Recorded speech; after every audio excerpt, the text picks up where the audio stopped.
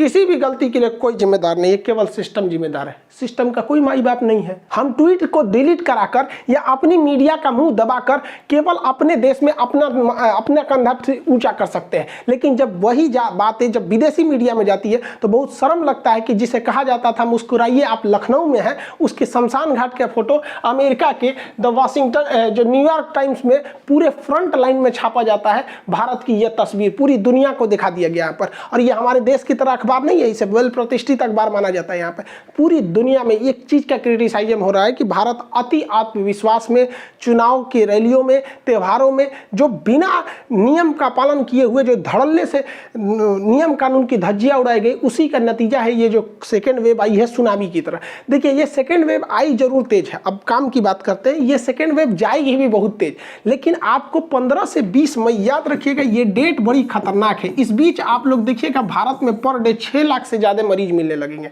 क्योंकि इस बीच तक हम लोग के पास इंफ्रास्ट्रक्चर है ही नहीं है।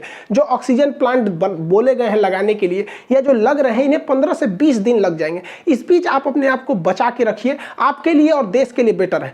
देहात में क्या होता था, हम लोग के यहाँ जब कभी बारात ज़्यादा आ जाती थी और खाना घट जाता था तो हम लोग बाराती को बताते नहीं थे कि खाना घट गया, हम लोग उन्हें एक प्रोग्राम में लेके चले जाते थे। इधर से आप कुछ मंत्र बोलिए, उधर से वो बोलते थे, कंपटीशन होता था कि हम कितना जानते हैं, आप कितना जानते हैं, लड़की वाला और लड़का वाला। ये कंपटीशन 1-1.5 घंटा चलता था, लोग भूल जाते थे। इसी बीच जो जब खाना बन जाता था तो गांव के बुजुर्ग आदमी बोलते थे, अरे अरे चलिए चलिए बारात को पहले खाना तो खिला दीजिए, उधर खाना बन जाएगा। इसलिए ये 15 दिन वेट कीजिए ताकि सरकार जो लगा रही है ऑक्सीजन प्लांट वगैरह वो अच्छे से लग जाए। उसके बाद आप देखिएगा कि जिस तरह से ये कोरोना का सेकेंड वेव आया है उसी तरह से ये डाउन होगा।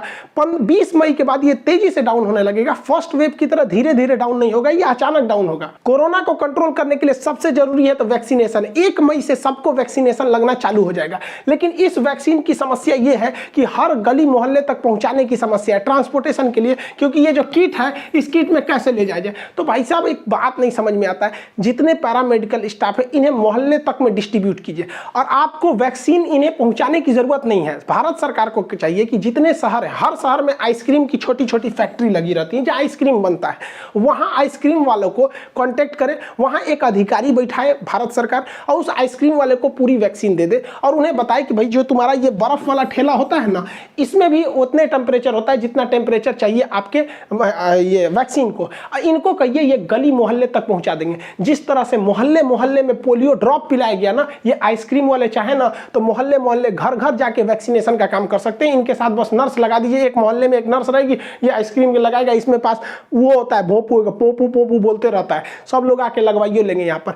अब बताइए गर्मी का दिन आ रहा है, ये बेचारे उम्मीद में थे कि हमारा रोजगार मिलेगा, तो भारत सरकार इनका रोजगार भी नहीं ले सकती। इनसे सहयोग लीजिए और इनको जो दिहाड़ी के हिसाब से जो सैलरी बनता है वो हिसाब से दे दीजिए, इनका रोजगार भी नहीं जाएगा। इससे क्या है कि हमारा देश और देशवासी दोनों खुश रहेंगे। हमें रोजगार बहुत चला गया लोगों का यहाँ पर, तो गवर्नमेंट सोच रही कि हम कैसे ले जाएंगे गली गली तक वैक्सीनेशन को, कैसे ले जाएंगे। आप देखिए ना, भारत जुगाड़ का देश है, यहाँ जुगाड़ पे पूरा देश टिका है। जो यहाँ का जुगाड़ नहीं सीखा वो क्या सीखा।